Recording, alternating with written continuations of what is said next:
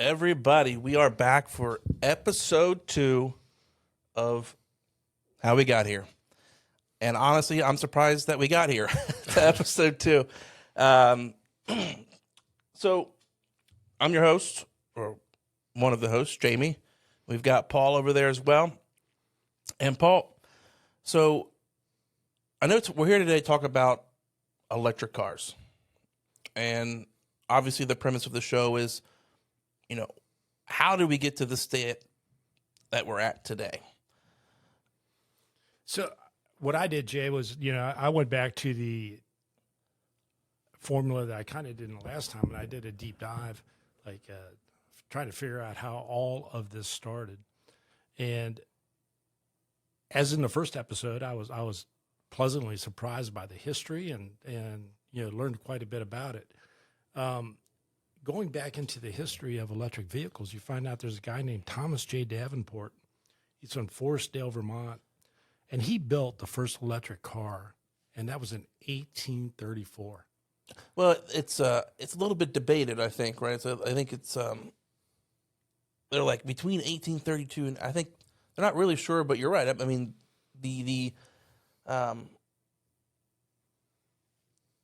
also, I mean, that blows my mind a little bit when I read that. Yeah. Right. I mean, here's a guy that think about his background.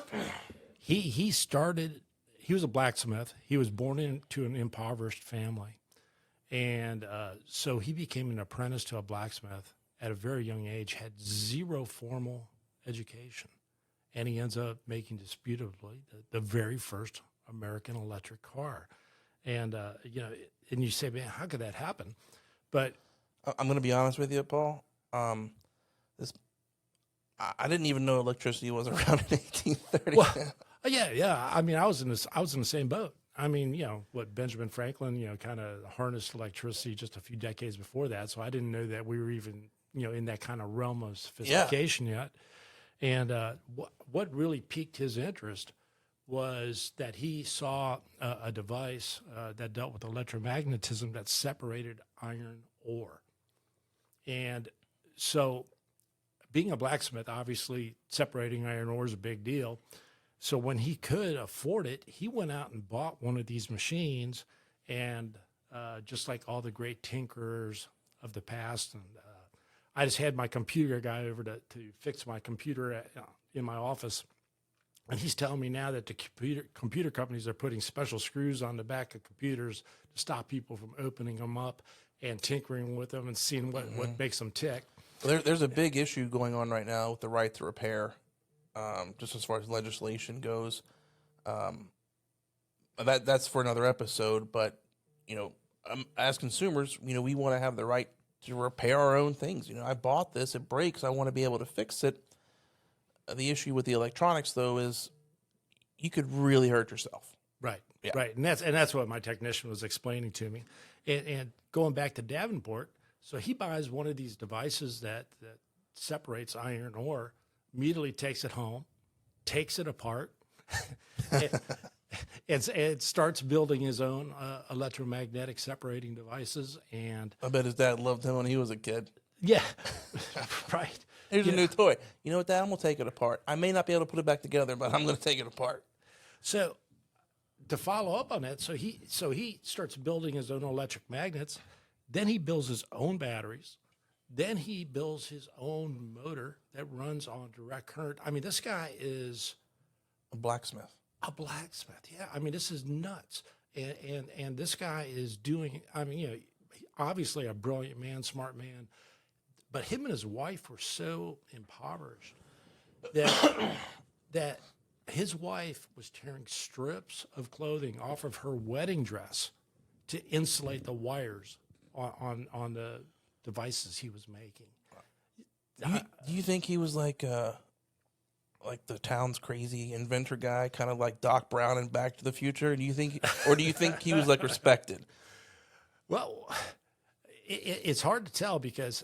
So in 1834, he builds his car. It took him 3 years to get the patent. He was smart enough to say, hey, I've got something here. I'm going to try to patent this thing. Yeah. But he couldn't get it patented for 3 years because the U.S. Patent Office had never patented an electronic device prior to that.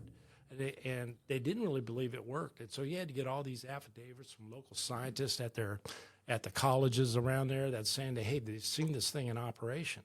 So he gets the patent in 1837. And following that, he writes a book about electromagnetism and about motors and direct current and all this kind of stuff. And he builds the world's very first printing press to be powered by a direct current motor to publish his book. I mean, this guy's like pretty amazing, right? I'm glad my wife wasn't alive, but she definitely left me for that guy. Well, it doesn't, unfortunately for Davenport, it does not end well. And because the batteries at the time were unreliable. Mm-hmm.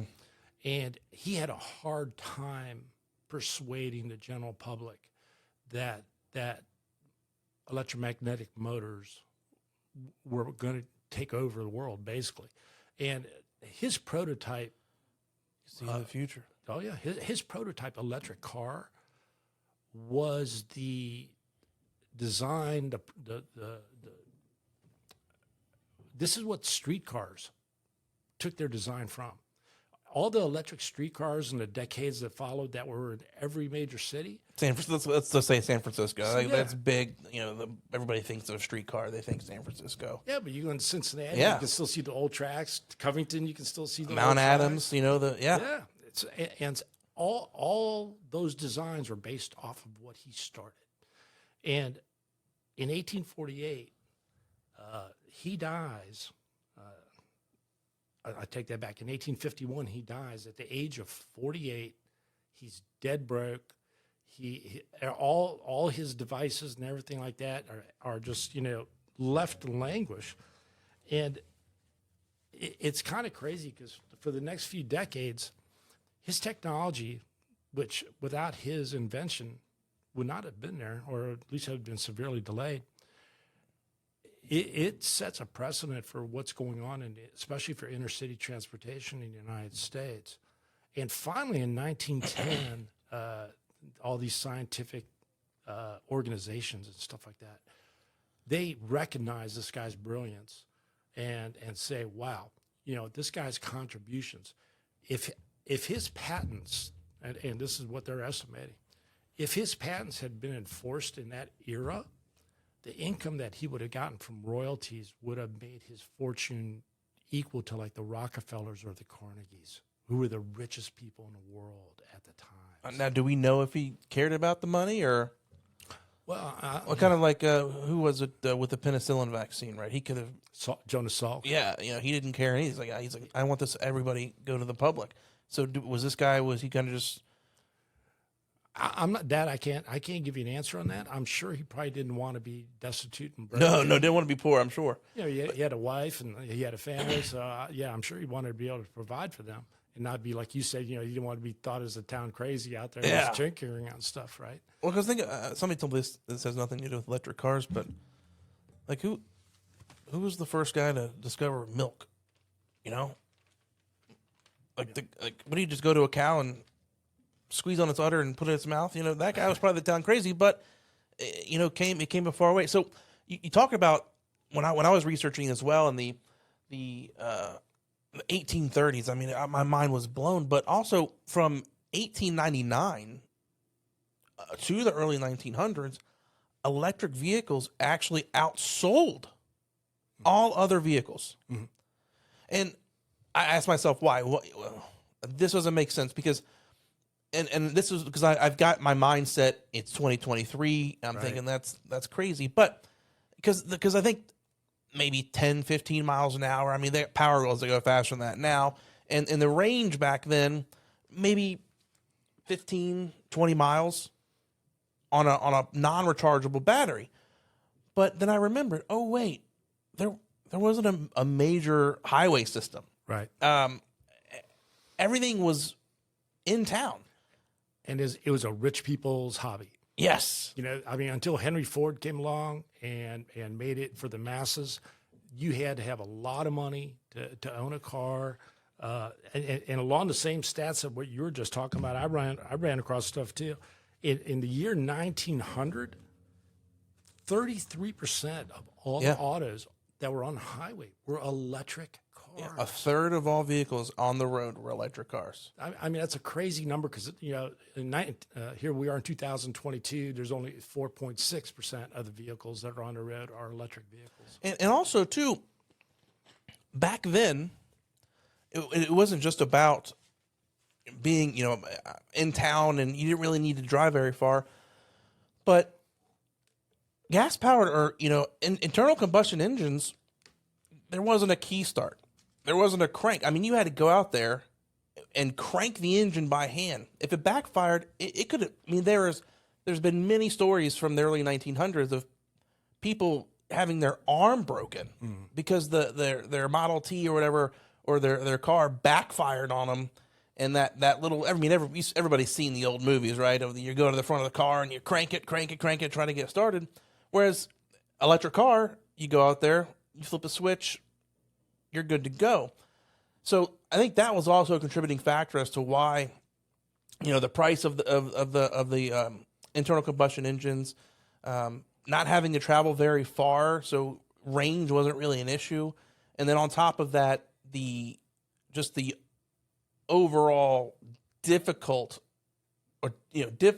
of having to start an internal combustion engine. Well, gasoline was it's interesting when you look at gasoline because it was a byproduct of creating heating oil, which Standard Oil, the Rockefeller family made all their initial, ginormous amounts of money from selling heating oil. And that's why they called themselves Standard Oil, was because there were so many variations in the potency of the certain oils that you could buy and all that kind of stuff. Whereas if you bought Rockefeller's oil, you had the standard, you knew exactly what you got. You didn't have to worry about it exploding when you lit it and all this kind of stuff. It was that pure stuff, baby. It was pure, that good. It was the good stuff. But what they did when they made heating oil, gasoline was a byproduct that they basically flared because it was so dangerous. They didn't want to mess with it.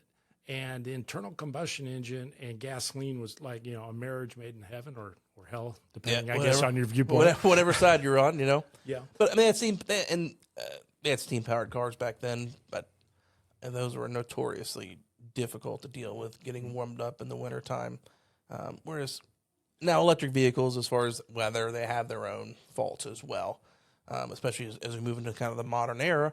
But what I've noticed as well is that as we get into the roaring 20s, right, the 1920s, you go from having 1/3 of all the cars on the road being electric to almost none. I mean, from about 1920 to roughly to 1960s and 70s, electric cars they're ghosts.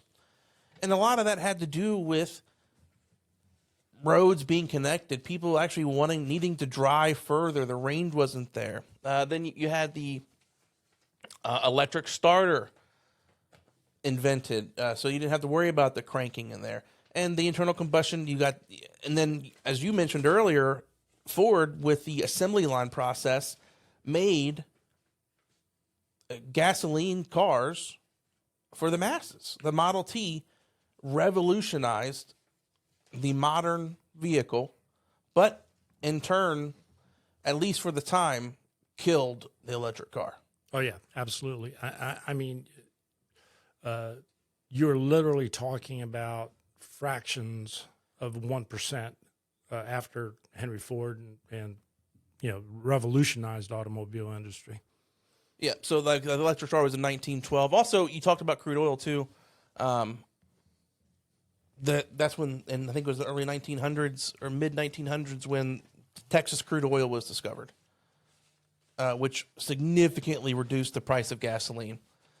And you can probably guess as to why in the 1960s and 70s we do see a resurgence in vehicles. But let's talk a little bit about during that time, because they didn't just go away, right? The electric cars didn't just go away, but they certainly nobody was even talking about them. They weren't the talk of the town, so to speak. Mm-hmm. But that doesn't mean that there weren't people out there experimenting with them. You know, you still had, you know, the big three, Ford, GM, Chrysler, still experimenting with electric cars. So at least back then, because I that kind of it blew my mind, honestly, to think, well, wait, you know, if gas-powered cars are doing so well, why is Ford, GM, and Chrysler still tinkering around with these electric cars during that time? Same argument can be made for fuel cells that are hydrogen powered, because our satellites, our rockets are powered by hydrogen powered fuel cells to a great extent.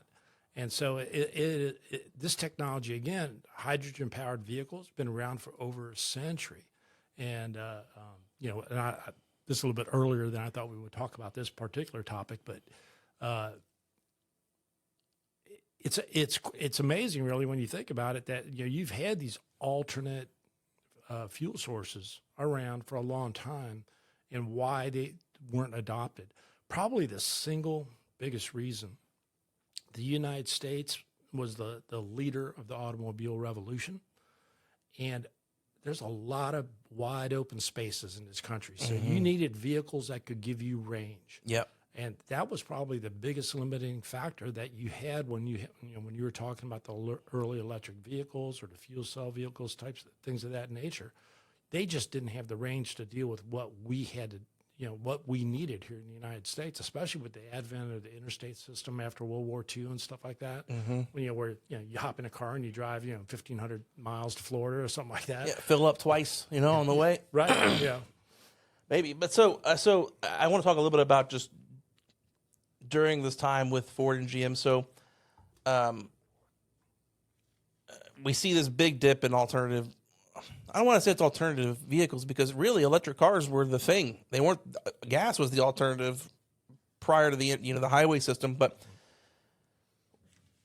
we do start to see a little bit of resurgence in electric vehicles in the late 60s and early 70s due to the oil crisis. Right. Rising inflation, rising costs, gasoline was going through the roof. So you've got, and I find this interesting, you've got the big three still experiencing one of them. And back in the 1830s, when with electric cars, on average, you know, the electric vehicles are doing about 14 miles per hour on a flat road. Downhill, they could reach 20 miles an hour. And by the end of the 19th century, electric cars had about a 50-mile range per battery. We have very little R&D coming from the 1920s up to the 1960s because it wasn't economic to do so. We're a capitalist country. There wasn't a big push for that because it became cheaper to manufacture gasoline vehicles. We needed the range, and the demand was there. So all the factors in play that said, okay, we just put this to the wayside. But then we have the oil crisis. So now we have demand dropping for gasoline vehicles.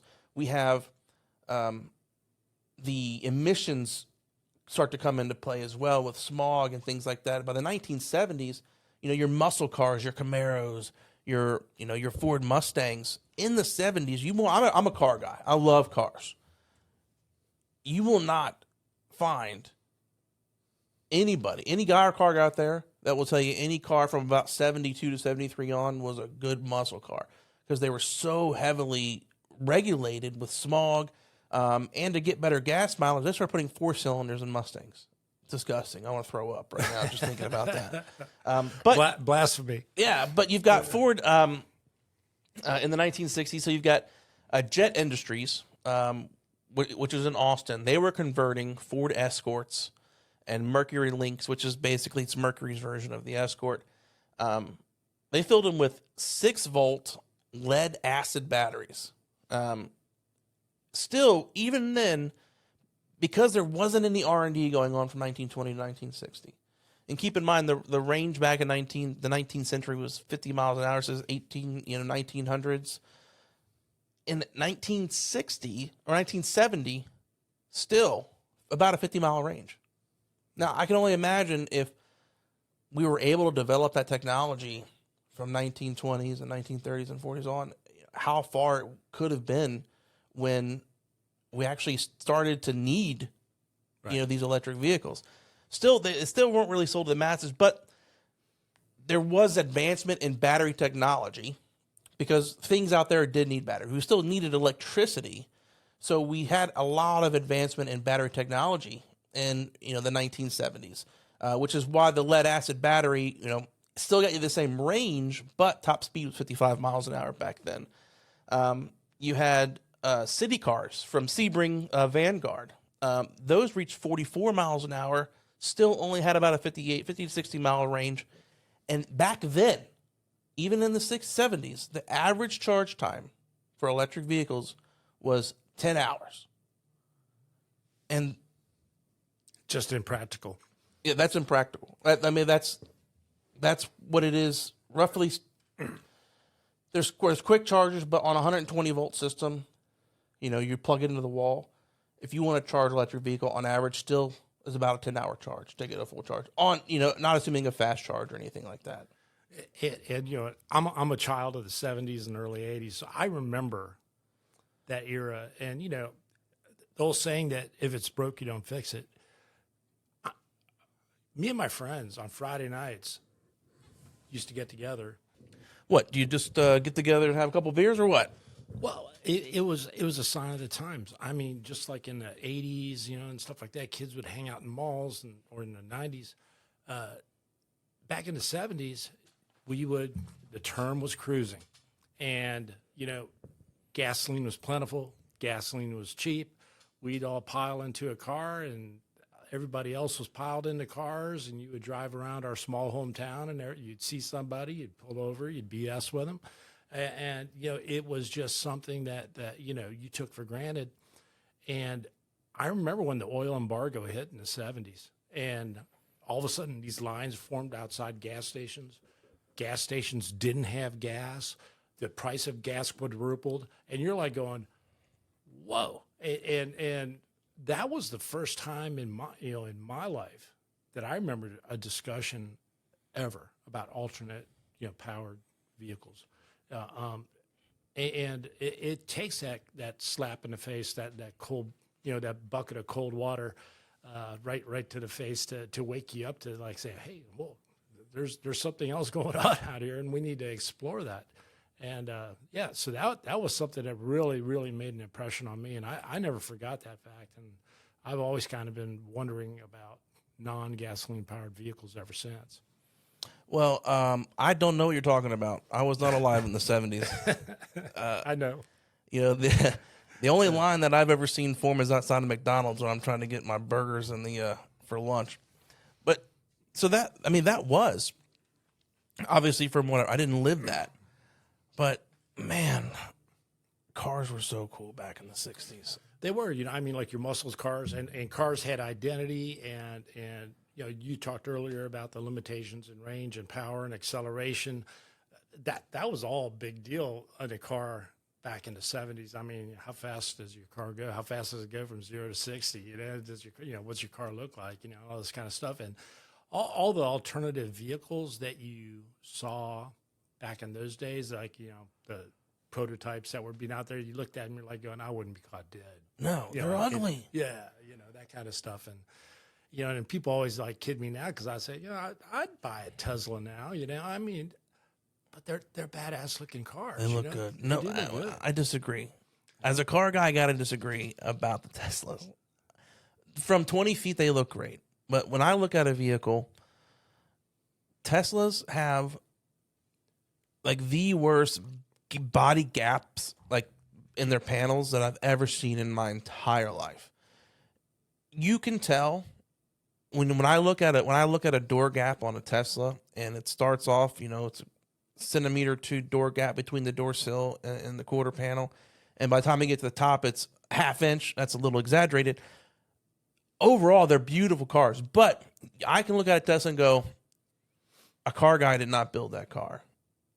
A tech nerd built that car. A tech nerd basically built a computer and put wheels around it, but I would still buy a Tesla. And I want to talk about that because I mean, they're powerful. I mean, right, electric their cars. acceleration's incredible. It's even back then. I mean, they weren't really focusing on power. You know, back when alternative vehicles started to have their resurgence in the 70s, there was no focus on 0 to 60 in 2.6 seconds. The focus was all on range and efficiency. So you had, you know, the late 70s, you start to see things being brought in like regenerative braking.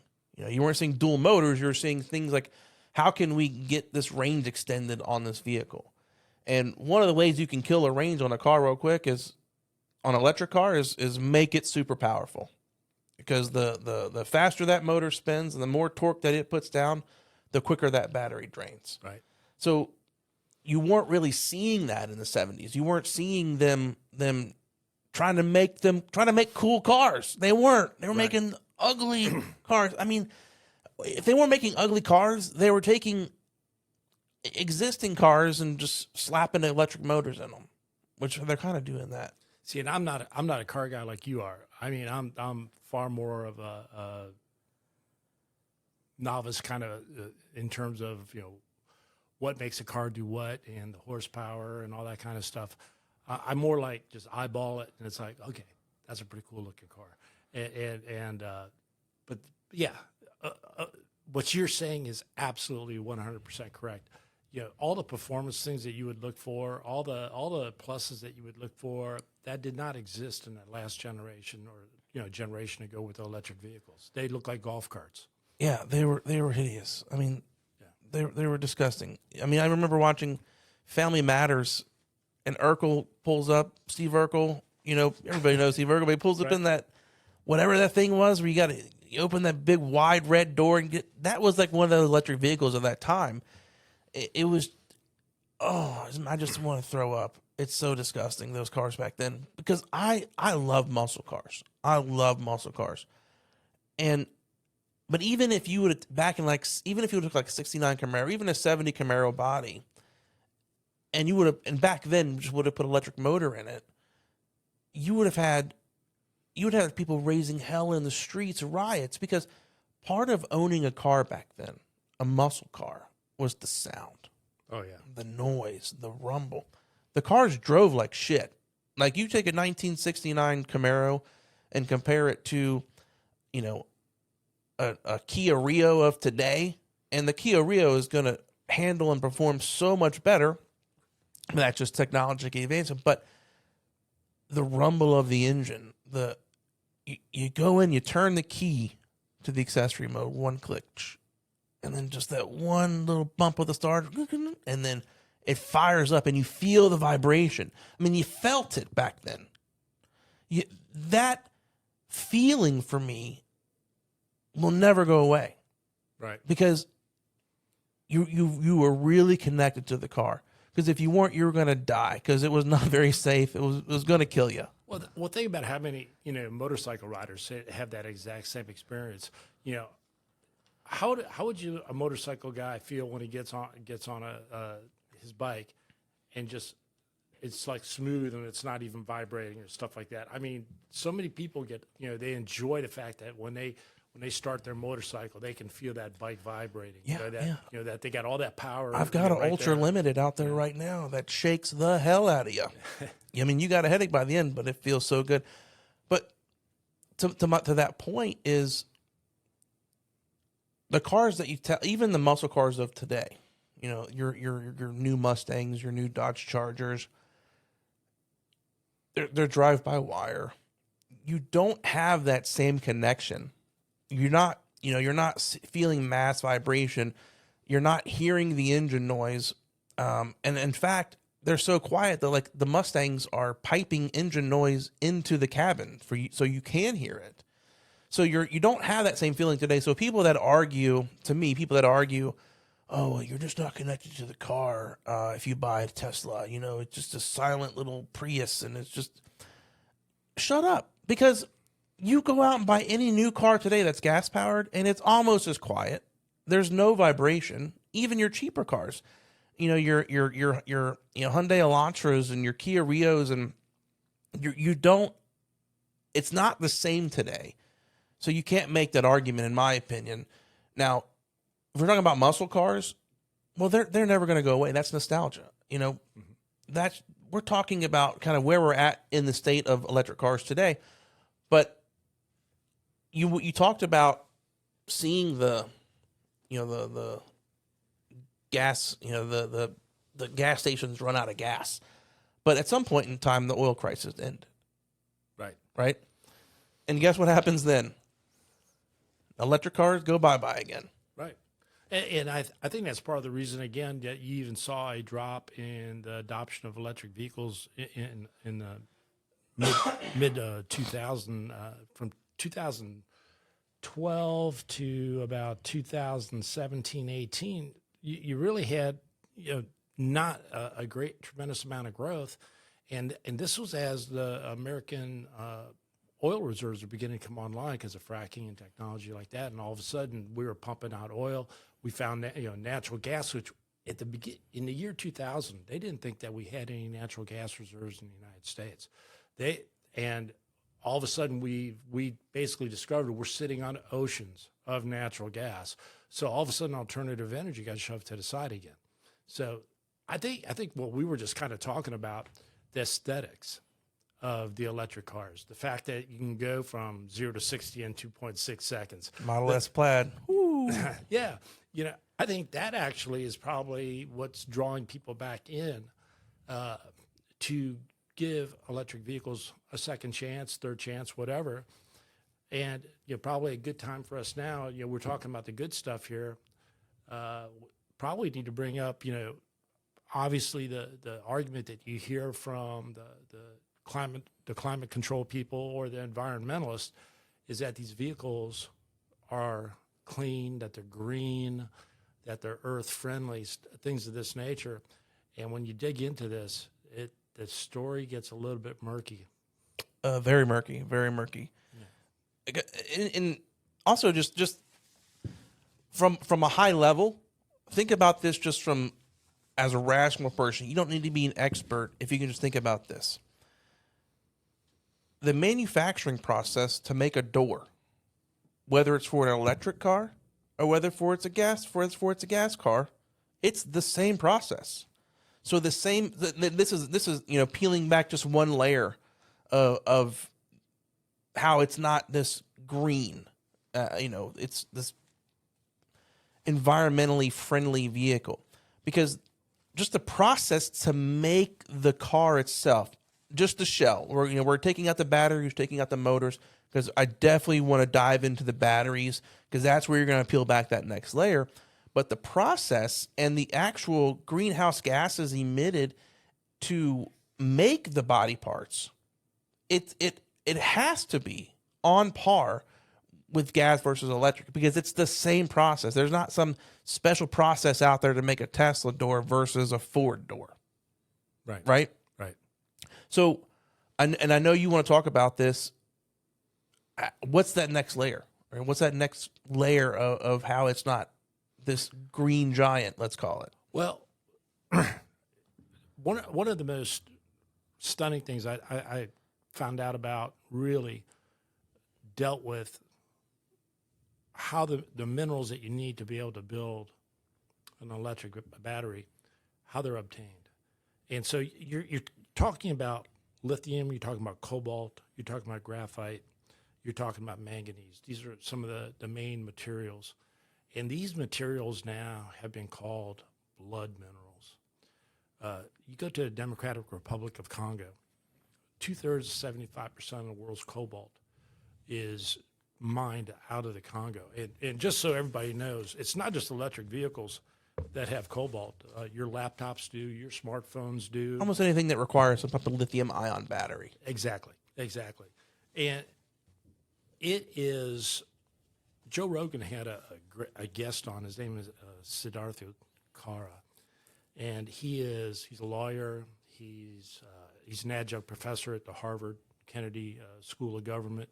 He's been a financial advisor. He's been on human rights councils. He has taken a deep dive into this. And it is stunning what is going down in Congo. You have people, children as young as 7 years of age. They're working without gloves. They're working without masks. Half the people got flip-flops on.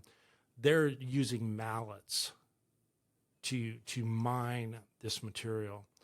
And these are big mines. These are, I mean, we're talking thousands of people. He's got pictures of 15,000 people basically crammed together in pits, and they're in there all day long, and they're breathing in cobalt. Cobalt is toxic.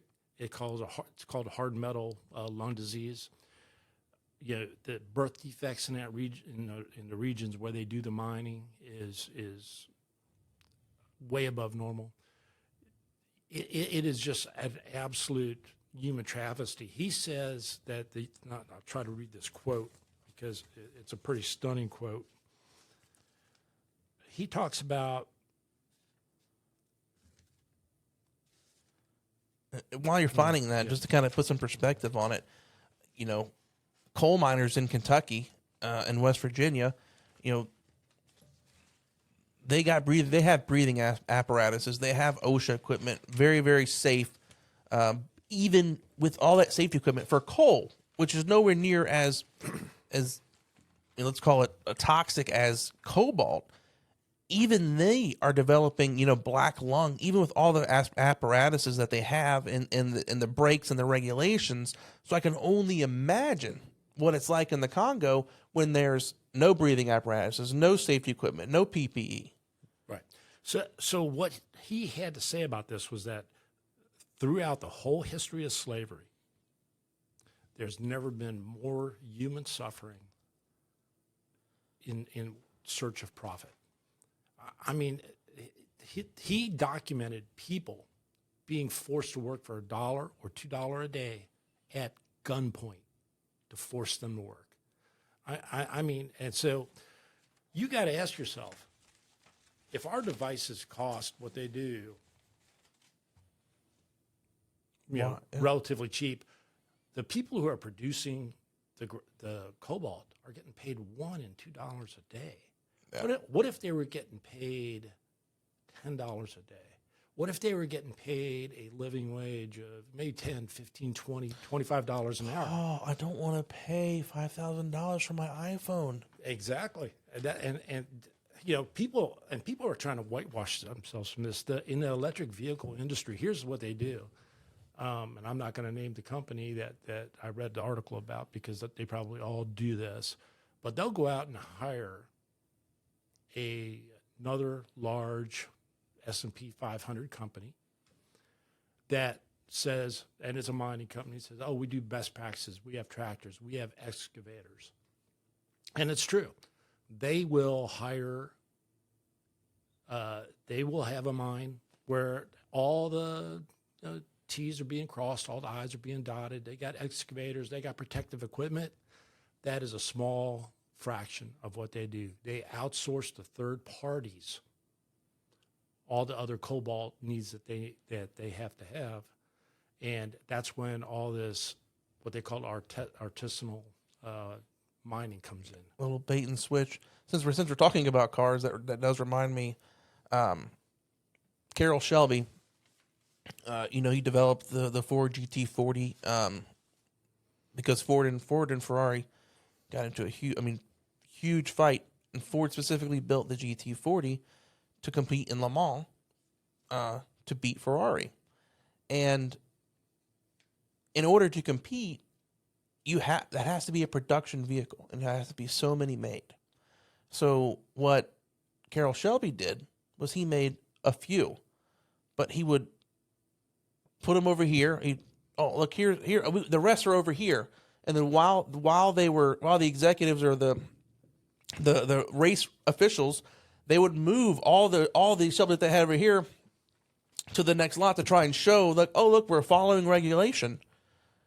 When in fact they're not, which is exactly what these companies are doing. Is the inspectors, oh, look, this is our mine, it's safe here. please ignore the 15,000 kids that we've got over here. And what you're talking about too is not so much about being green, let's say, with greenhouse gases and emissions and being eco-friendly, but the people who argue that electric vehicles are good for the environment, those are the same people who also should be arguing against slave labor like that. So it's a human rights aspect, so that you can buy your Tesla. So what are you going to do? Like, so kind of what's the solution, I guess? Well, understanding the gravity of the problem is probably, certainly one of the biggest to get to the answer or to get to the solution. All these large mining companies that are in the Democratic Republic of Congo are being effectively not controlled by the Chinese. And, the Chinese have a horrific human rights record, to be perfectly frank.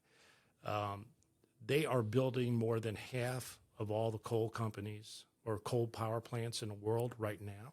They're building them in countries that have never had a coal-powered plant ever before. They're putting coal-powered power plants in these countries. But what they do, these cobalt mines, they're the ones overseeing a lot of this stuff. They let it fly. They don't care.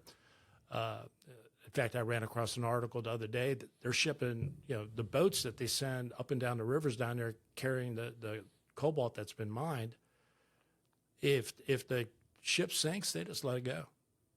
That's got to be safe for the ocean, right? Yeah, they don't get it out. They just let it sink to the bottom of the river and bring in another boat, and the cobalt that's on there just is running into the water, and it's an absolute horrific situation that's going on down there. And China's taking advantage of an opportunity. You think about China. Just it wasn't too long ago where they were using let's call it what it is. It's slave labor. I mean, yeah, you're paying them $1 a day, 75 cents a day, but it's not a living wage. It's basically slave labor. They're working 16, 18 hours a day. They're forcing them to sleep at the facility, right. So they can't. There's no off-campus housing. But it was just a few years ago. They were making low-tech stuff, T-shirts, shoes. It was the running joke, right? Everything's made in China. Your shirt, your shoes. But China made a few years ago started making a really, really strong push away from those kind of low-tech manufacturing. And now you start to see like Vietnam, all the clothing and the shoes are moving to Vietnam, and China starts getting into more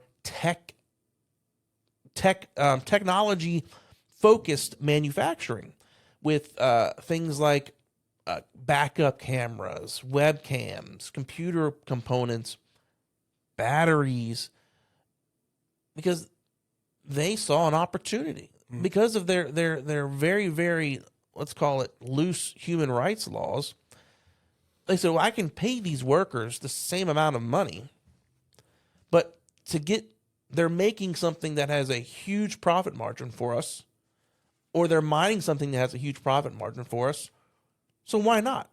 I mean, when you think about who China is, it's not surprising. It's not good. I'm not applauding them for doing that, but it's not surprising. But what is surprising to me is don't come flaunt your Tesla at me talking about how good you're doing for the world. There's blood on that car. Yes, there is. There's probably a kid died so you could charge your Tesla. Well, and when you look at the amount of materials that it takes in raw materials to produce these batteries, the numbers are kind of stunning. So, like, you have your typical 1,000-pound battery, and most of the vehicles that we're seeing now have 2,000-pound batteries or even more. They need typical battery is 25,000 pounds of lithium needed to make that battery. But you need 25,000 pounds of brine ore to make that 25 pounds of lithium. Same thing, 60 pounds of nickel in a car, 44 pounds of manganese, 30 pounds of cobalt, 200 pounds of copper, 400 pounds of aluminum, steel, and plastic.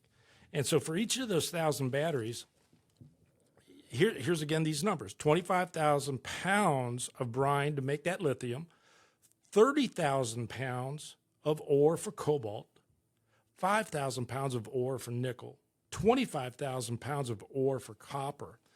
And all told together, you're talking 500,000 pounds of the Earth's crust has to be disturbed to make a 1,000-pound battery. Now, we're talking 2,000-pound batteries now, so you're talking 1 million tons of ore or Earth's crust has to be disturbed just to make one battery. I'll just plant a tree.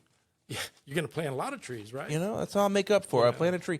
So, I want to make it clear, I love electric cars right now. From a performance standpoint, I don't own one. Mainly, if I'm being honest, it's because I can't afford it. I mean, I would if I could afford one. If I could afford a Tesla Model Plaid right now, I would buy one, and I would, probably adopt a kid in the Congo just to make myself feel better. But there's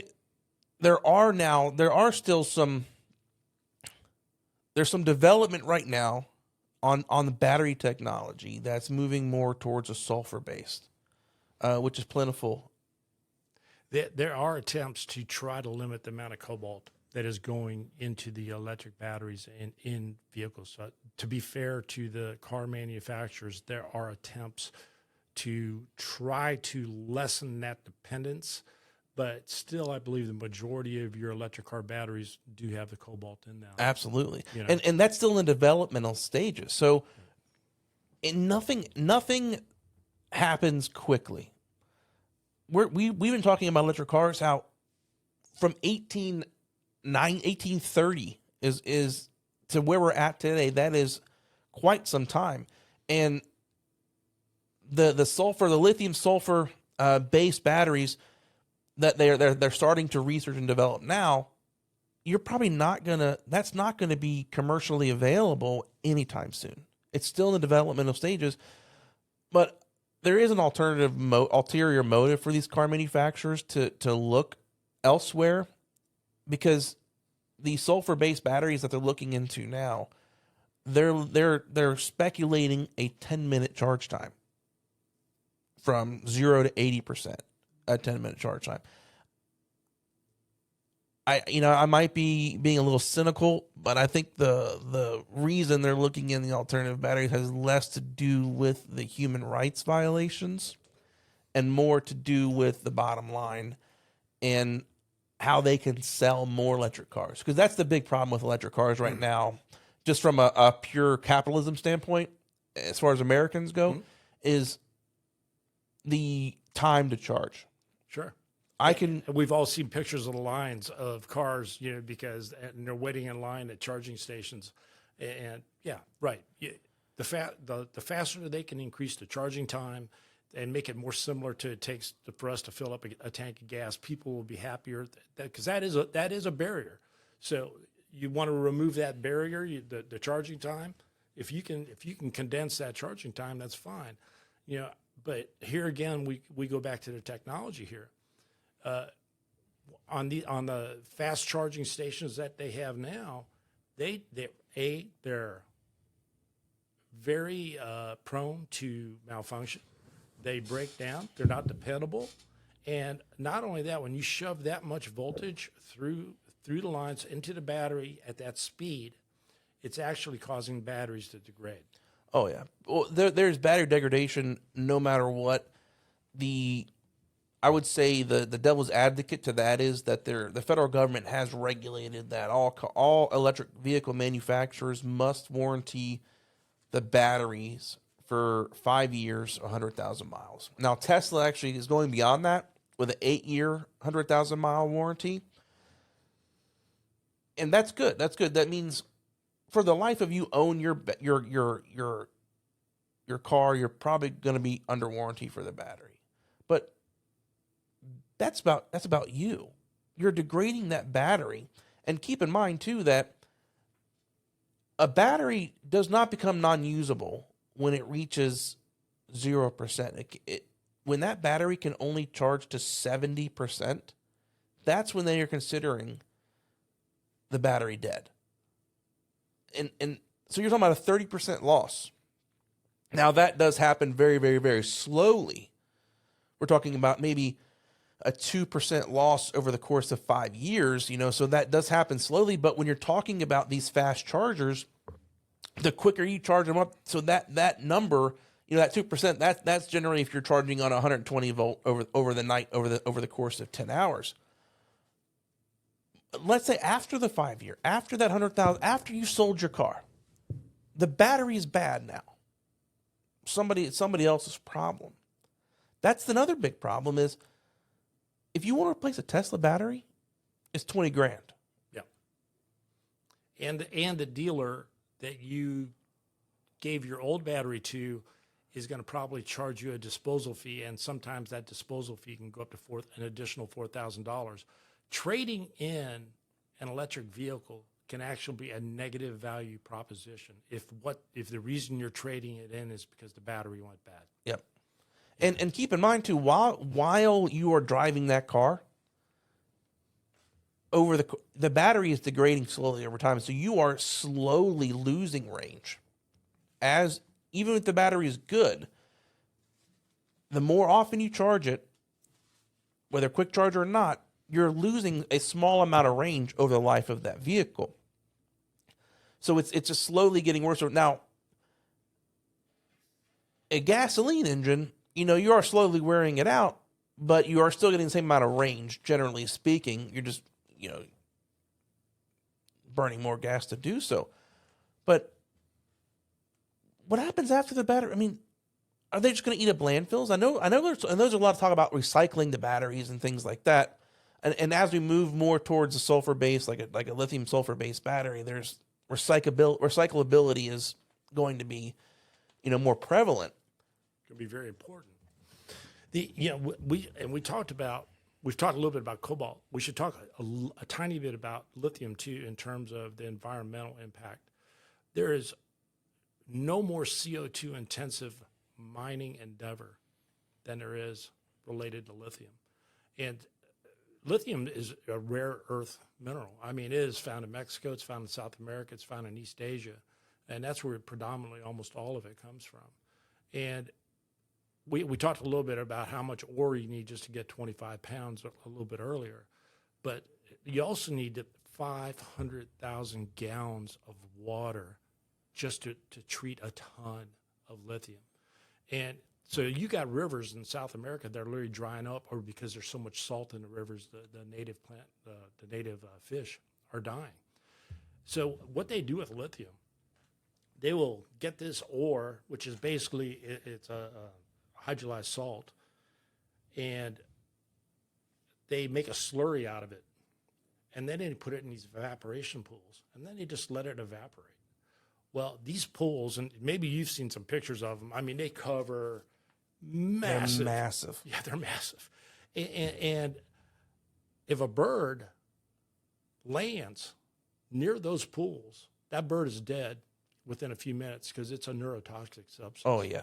So, I mean, it's, we're talking about cobalt earlier, but the lithium is just as nasty. And here's something that I ran across. We're talking about, there's some analysts, some experts that believe that we're going to have a lithium shortage within 50 to 70 years based on how much projected lithium reserves we have and the projected growth of electric vehicles. I mean, if they're right, what are we going to do at that point? Well, wasn't that California? By 2035, all cars got to be electric, right? Right.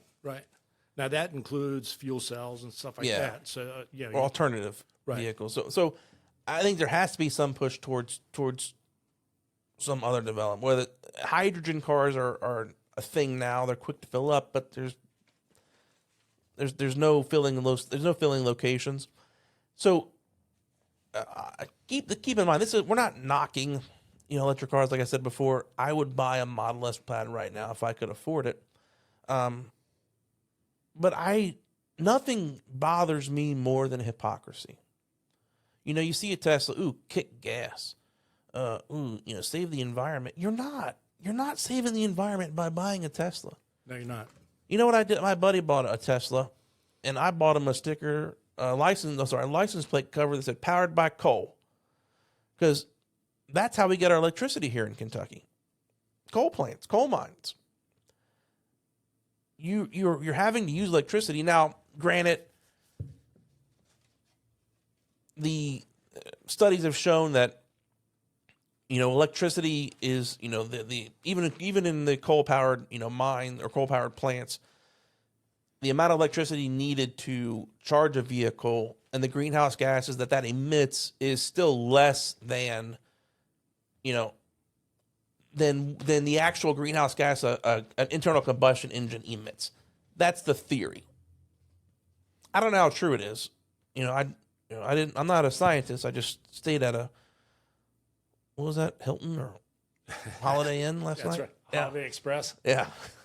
Well, it's funny you mention that because I just ran across this study.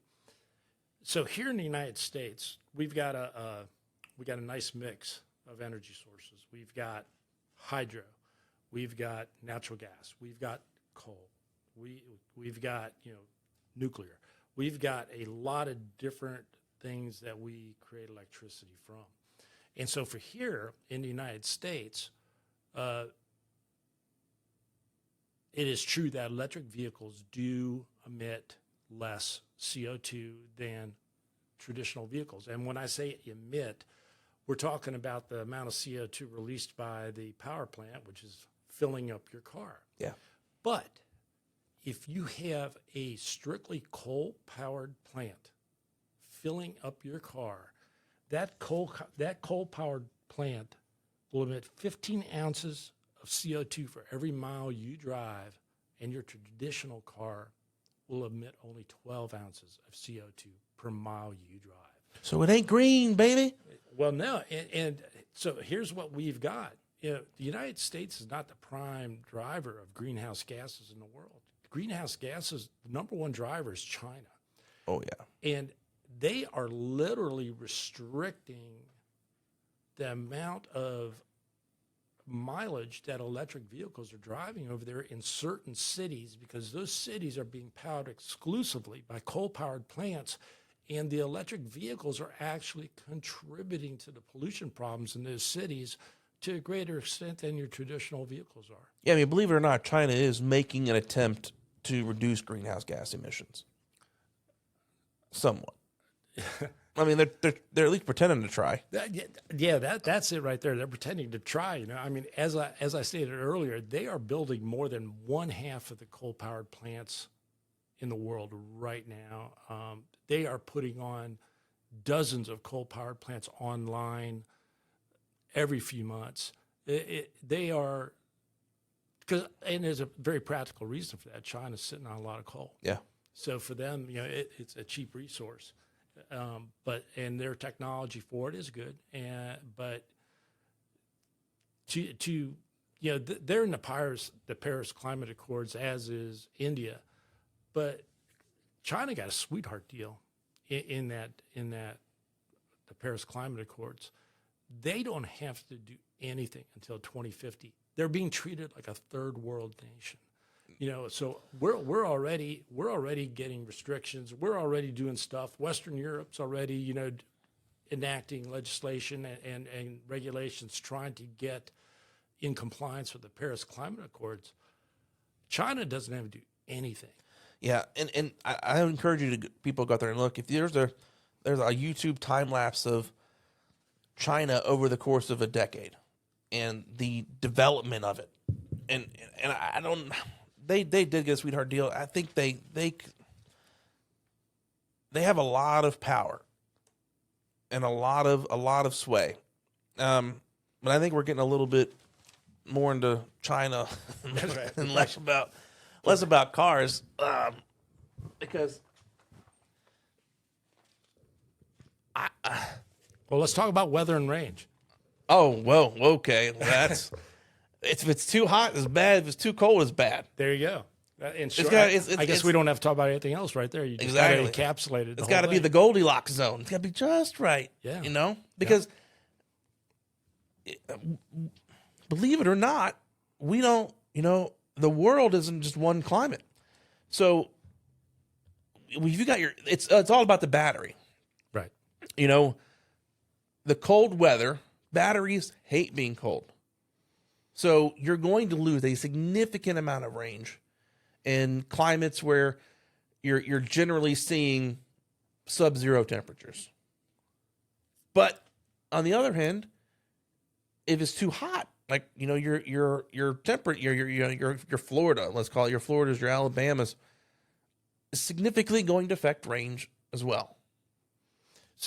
So what I saw with some of the things that I was looking at, if you're below 32 degrees Fahrenheit, if you're below freezing, you're not even supposed to be charging your car in that kind of weather.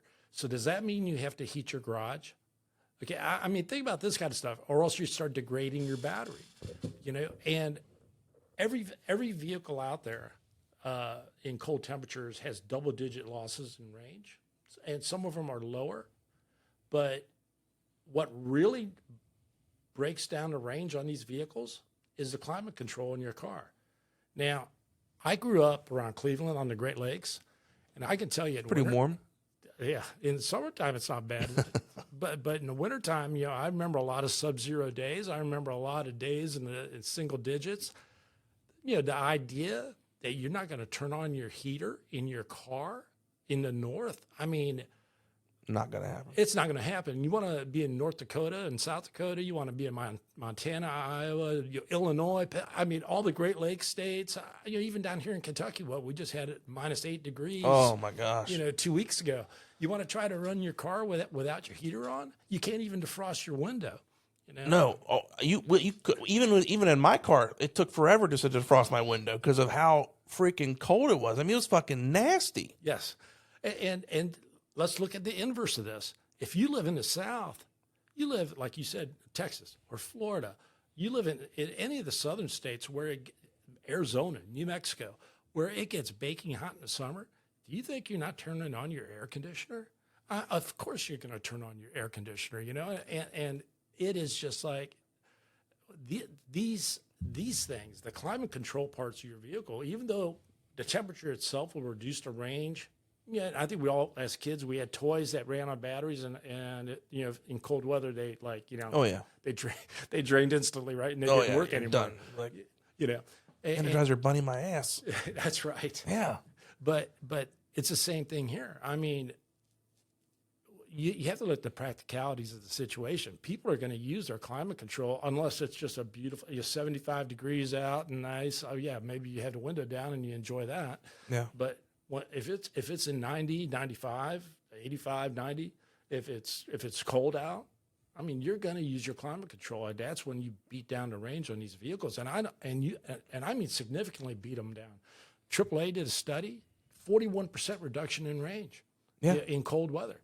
I mean, that, you know, all of a sudden your car that's got a range of 300 miles is only going 180. Yeah, 180 miles, and that's if you baby it. Yeah, and that's if you've maintained it Yeah. perfectly. And but it's really fun to step on that pedal in here and just take off. But you can't do that now. So there's a lot of faults with electric vehicles. There's a lot of faults with gas powered cars as well, and diesel. You know, we're just in here. We're just kind of making the point of, if you're one of those guys, if you're one of those people that are like, oh, you know, electric cars, they're the best ever, screw gas, you're a moron. You know, do some research. The reason why electric cars are making a resurgence is because we've made them cool. Yes. That's it. Now, everything except for the Mustang Mach-E. And they're being heavily subsidized by the government. Oh, yeah. Oh, yeah. You want a good tax return? Go buy an electric car. So I go to SEMA every year, and I saw the Mustang Mach-E before it was released, and I wanted to set it on fire.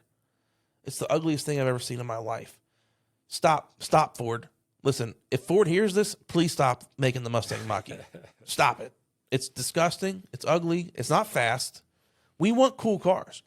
And as much as you may love or hate Elon Musk, as far as the father of the modern electric car, he is the turning point. He's the face of it. He's the face of it because he was taking, back in the early 2000s, he was taking Lotuses and converting them into Tesla Roadsters because he recognized, I think, this is my personal opinion, okay, we can't sell electric cars, because they're economical, because that's not fun. Because they're not economical from a price standpoint. I think you understood, we can't make electric cars cheap. So, and along those lines, Denmark and Hong Kong tried to eliminate their subsidies for their electric vehicles, and sales plummeted almost to zero. Yeah.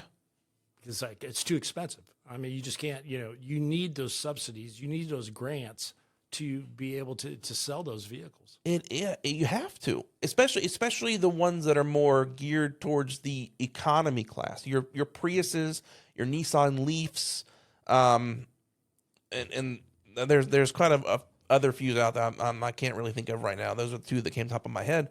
But even those, are $30,000, $35,000, $40,000. Your Tesla Model 3 is supposed to be the economic of the Teslas, and that's $70,000. Well, price, if you want it priced away, you can probably get it for cheaper on a lower base.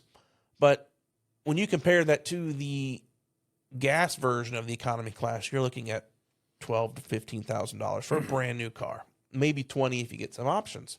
So I think what Musk was able to do is go, okay, we can't make them cheap. Let's make them cool. Mm-hmm.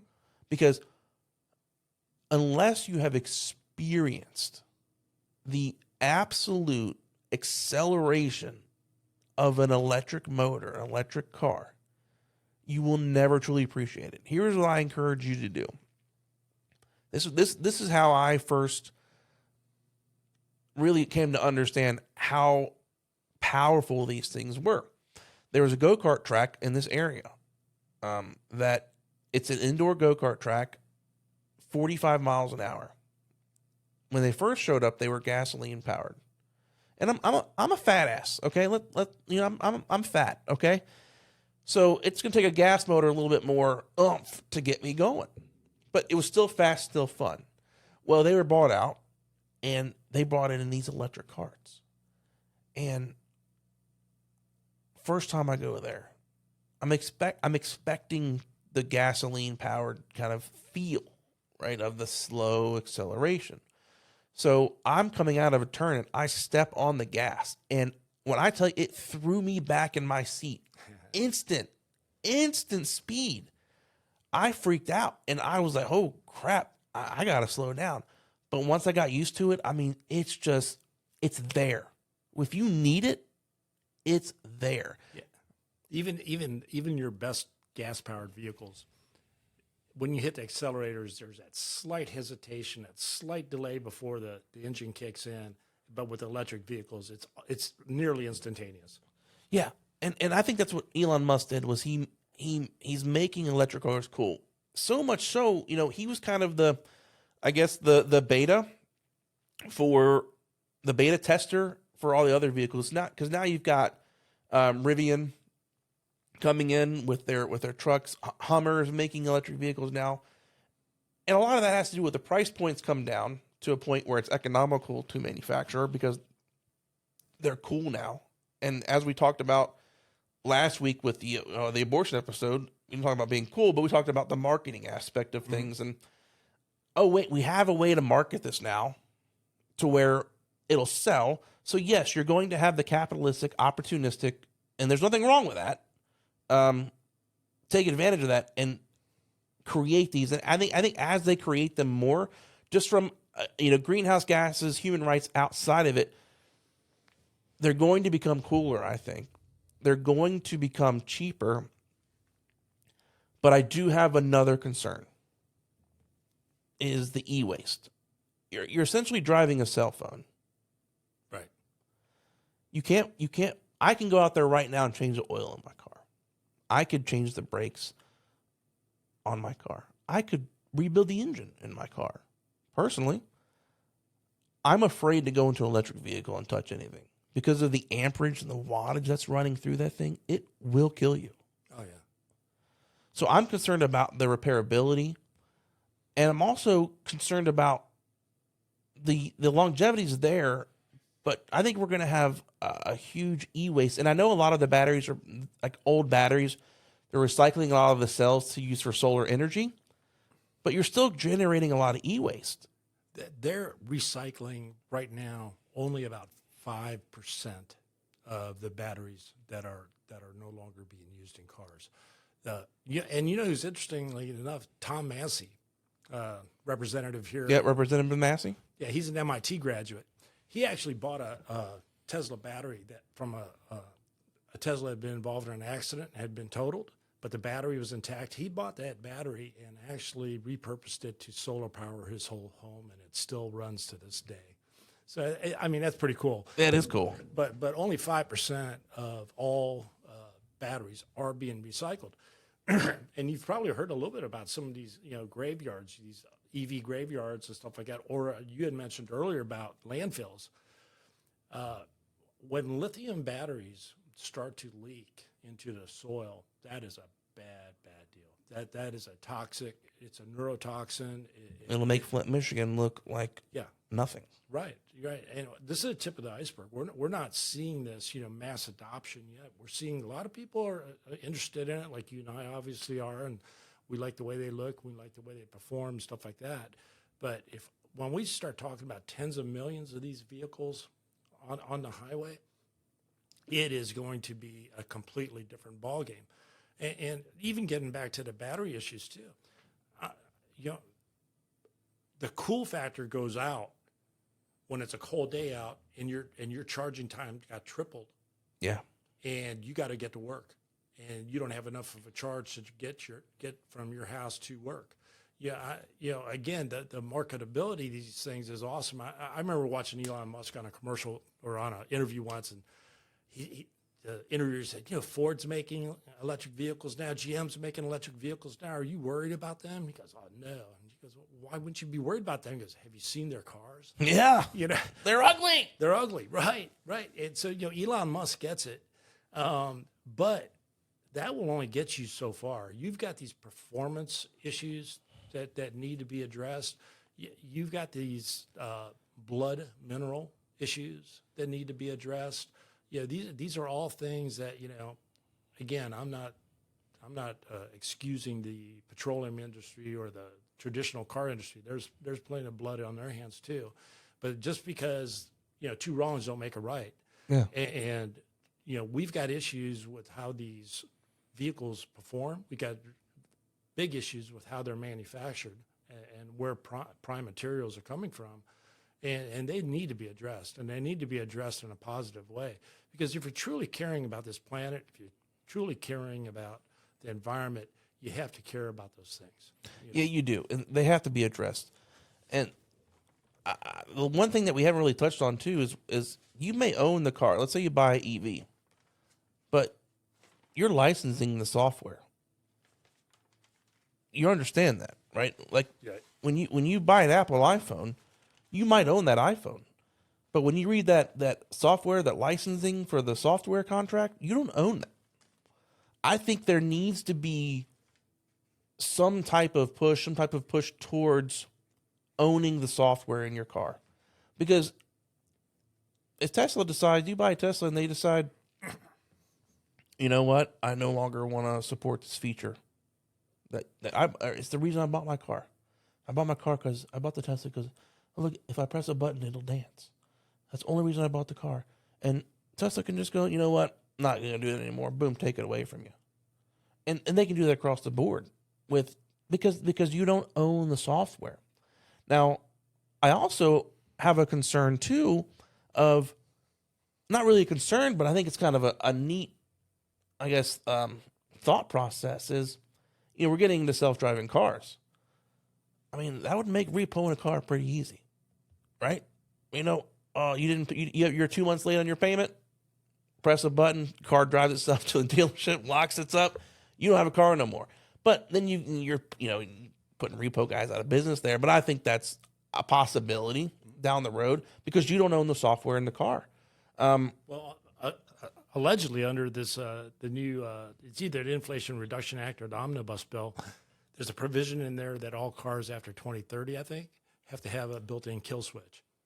So that's a software issue also. Yeah. So right there again, the repo men are out of business because somebody will just say, hey, this vehicle needs to be repossessed. Just hit that kill switch. Boom.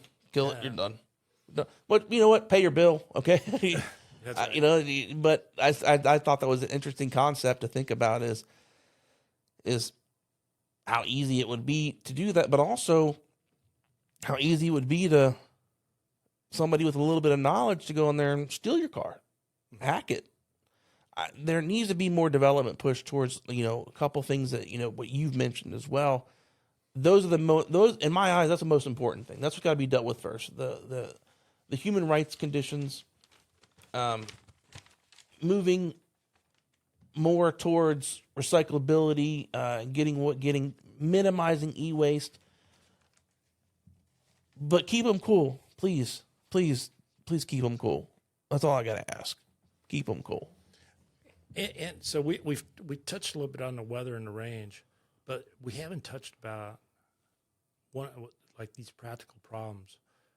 And the biggest one that I can foresee is the electric grid's capacity to be able to handle the additional load from all these electric vehicles coming online.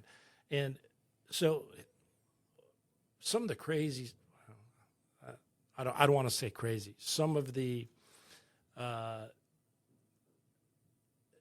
regulations and requirements that are coming down out of Washington right now are just not based in reality. The Transportation Department is requiring states to put charging stations every 50 miles along the interstate. And most states have already said our electrical grid capacities cannot take on that kind of a load. I mean, you just they can't handle the load, and it's going to cause them to have these expensive upgrades. So, what you're talking about is, taxpayer increases. You're talking about state governments being stretched, for funding. Power outages. Well, what did we just see in California just a couple months ago? They were having rolling brownouts and blackouts, and they asked electric car owners not to charge their vehicles.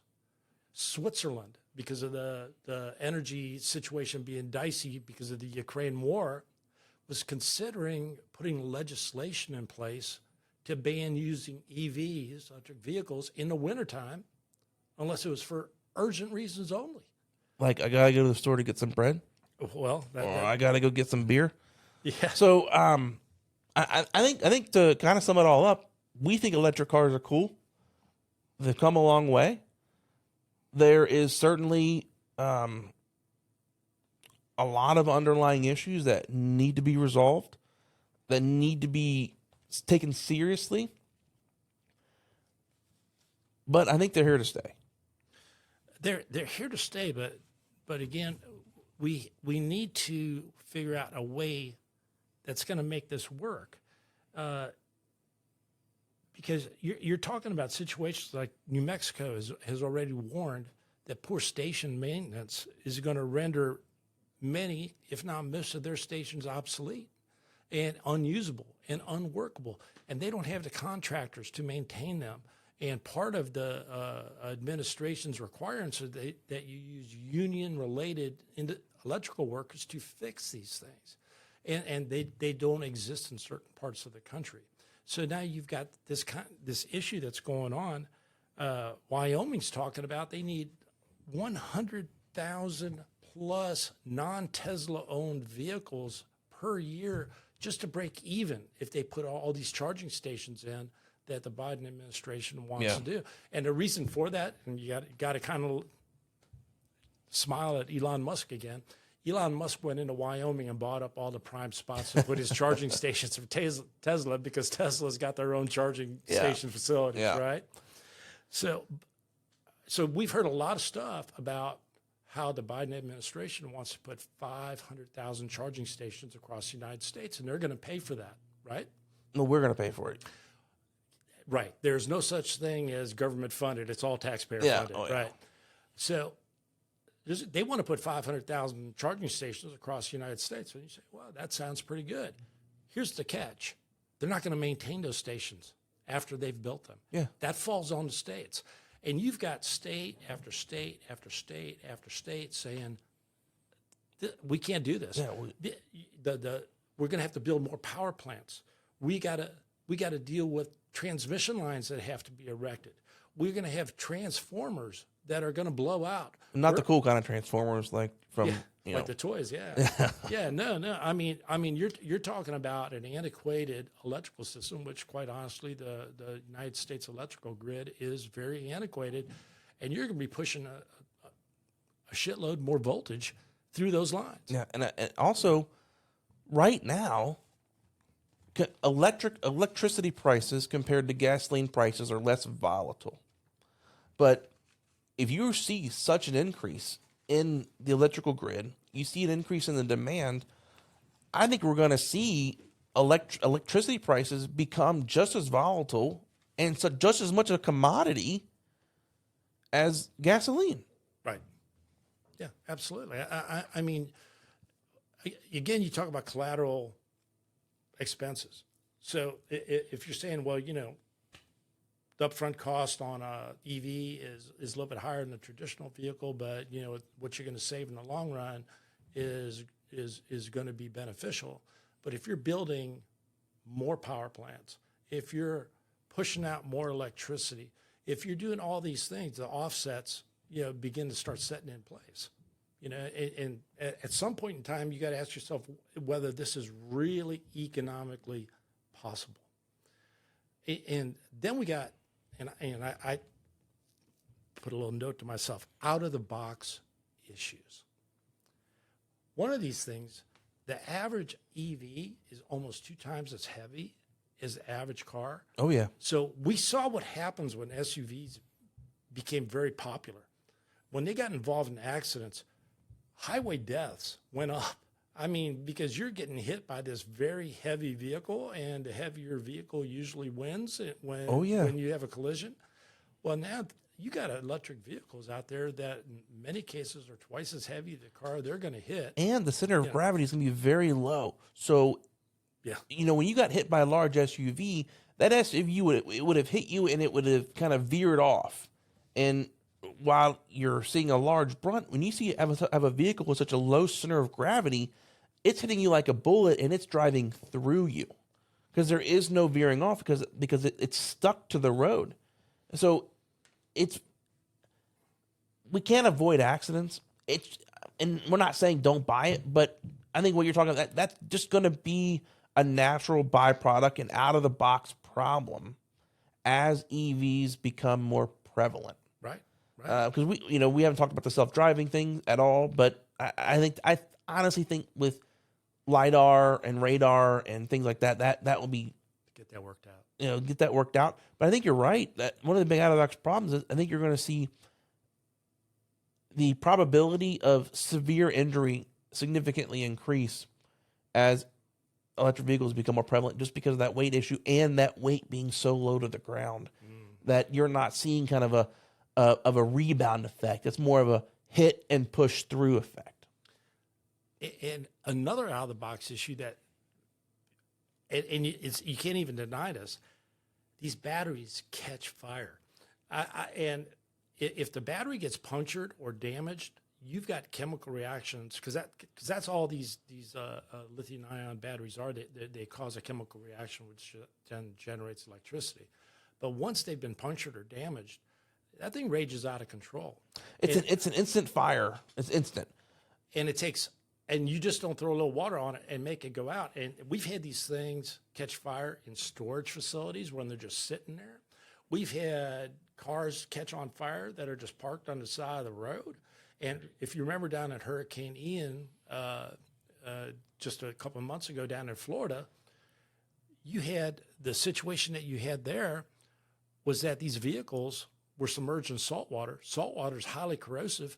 When the waters receded, you had vehicles all over Florida starting to catch on fire. And you can't. There is no putting them out. It's wait till they burn out. One car in Naples, and I was reading an interview from the police chief down there. They had to bring in specially trained firemen that had been trained to put out EVs. They used thousands of gallons of water and several hours. Think about the cost associated just to put this one vehicle fire out, and it's just incredible that these things are, Now, that there has been advancements in battery technology, safety-wise, that has significantly reduced the probability of an overcharge or a battery fire. A lot of what they're doing now is the individual cells. They're actually individually packed. So if one cell does catch on fire, the probability of it spreading to the next cell is very, very minimal. And they are putting let's just call it, for lack of a better word, temperature probes that can shut a cell off completely, if they start to see temperatures rise significantly over time. But although it's significantly reduced the probability of a fire, what you can't deny is that when it does catch fire, it's hell. I mean, it's instant. Well, and in states like Florida, which is a high population state, they got the second most electric vehicles in the whole country in Florida, only behind California, and everybody lives on the coast. So flooding is not an unlikely event for people like this. And what happens when you got a power outage? We had this in Texas, for 2 weeks they didn't have power down in Texas, a few years ago, and all of a sudden you can't charge your car and you got flood waters coming in. How do you get your family out? And what happens when the zombie apocalypse comes and you haven't charged your Tesla? How are you going to get away? Yeah, well, are the charging stations that you're going to need to get truly away, are they going to be up and running? That's the kind of thing. And here's a third out of the box thing that I never even thought about. And when I read this, I go, this makes total sense. So the United Kingdom has just sponsored a new survey because all their parking garages and all their multi-level buildings where people are parking up on decks, they were made with regulations that was considering loads of normal weighted vehicles, traditional weighted vehicles. Now you're talking about significantly higher loads and weight being put on these parking structures, and they're not contemplating what do we need to do to make sure we don't have these things collapse. Yeah, because they do overbuild them to a degree, but I mean the average EV, I think it weighs about 40% more than your average vehicle of some could be twice as heavy. Yeah, some can be twice. It depends. Like, your economy class, you're looking at 40 to 50% heavier, and then your trucks, you're looking at twice as heavy because the way that you get more power out of these bigger batteries is bigger batteries. Yep. With higher kilowatt hours, not bigger motors. It's bigger batteries, so the bigger battery, and that's the bulk of your weight. Right. Oh yeah, for sure. Is that so? I mean, we're now coming up on an hour and a half. Yeah. Do we have more to discuss? No, we can stop it right here. I mean, I just think, again, and we can kind of tell this to people here so that they can hear this. So the way Jay and I have done this the last couple shows here, we've picked a topic, and I don't know how Jamie feels about that topic. He doesn't know how I feel about that topic, and I don't know what kind of research he's done, and he doesn't know what kind of research I've done. So we get together and we have these conversations, and so far it seems that it's going pretty well. It is. Yeah, we haven't agreed on everything, No, absolutely. I like that format, because it's a raw conversation. It's what we want to put out there. We want to put out good stuff. And also I want people to subscribe to this podcast so I can buy a Tesla Model S Plaid. Me too. So I think we talked about trying to do one every 2 weeks is kind of what we're thinking about here. Hopefully that we can continue on that path. What certainly would motivate us and keep us motivated to do that is for you to continue to listen. Subscribe to the podcast, share it with your friends, spread it around. I personally was and still very taken back and very surprised about how well our first episode went, but also how well it was received. I mean, Yeah. we've gotten between all platforms over a couple hundred listeners. We've got new subscribers, and the numbers are going up. Now, is it millions? And but it's certainly more than I expected, if I'm being honest. And I'd like to see that continue to grow. And the only way that's going to do that is if Paul and I keep putting out good conversations, and you keep listening. And we want your feedback. So the email address is howwegotherejp@gmail.com. That's HOWWEGOTHEREJP@gmail.com. You can also find us on Facebook at How We Got Here Podcast. We're on YouTube at How We Got Here Podcast. Hopefully I can develop a website sometime, but we want your feedback. We've gotten some feedback from the last episode, not through the Gmail account, but through people reaching out to us personally, and not everybody agreed, and other people had some other thoughts, and we welcome that. We understand, I think, and you would agree that we're not the end all be all to these conversations, and we don't have all the answers, right? Right. And we're trying to keep it information or entertaining and trying to present information that maybe people aren't aware of. And certainly stuff that I've found out that I wasn't aware of before I started researching it. So, yeah, the feedback that we have gotten has been great. Everybody has, seemed to have been, entertained. And like you said, not always agreeing with everything we had to say, but that's fine too. And Yeah. And encourage people too. If you got follow-up questions, go on our Facebook page and hit us with a follow-up question, and we will respond. Absolutely. Yeah. We're here for the people. I think it's been a good episode. Episode 2, electric cars, electric vehicles, alternative fuels. I don't know what we'll call it. Until next time, this is How We Got Here.